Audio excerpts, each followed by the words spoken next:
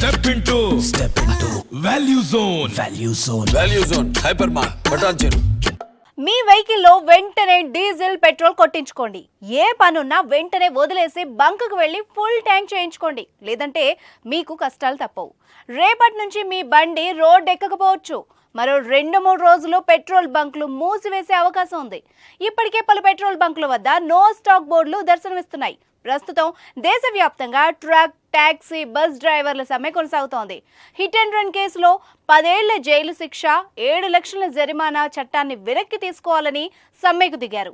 ఈ నేపథ్యంలో బంకుకు ఇంధనాన్ని మోసుకొచ్చే వాహనాలు రావడం లేదు. ఇప్పటికే బంకుల్లో పెట్రోల్, డీజిల్ నిల్వలకు కొరత ఏర్పడింది. సమ్మె నేపథ్యంలో 3 రోజులు ఇదే పరిస్థితి ఎదుర్కోవచ్చు. ఇక సమ్మె విషయం తెలిసిన వాహనదారులు ఇప్పటికే పెట్రోల్ బంక్ వద్ద క్యూ కట్టారు.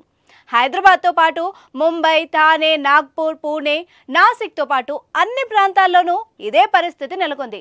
ప్రతిరోజు ఆయిల్ డిపోల నుంచి 900 నుంచి 1200 ట్యాంకర్ల పెట్రోల్ బంకులకు ఇంధనం సరఫరా చేస్తూ ఉంటాయి. ప్రస్తుతం వీటిల్లో 250 ట్యాంకర్లు మాత్రమే తిరుగుతున్నాయి. ఇవి కూడా నిలిపివేసే అవకాశం ఉంది. దీంతో లారీ యజమానుల సంఘాలతో చర్చలు జరుపుతోంది. అత్యవసరం కింద ఆయిల్ ట్యాంకర్లను మినహాయించాలని కోరుతోంది.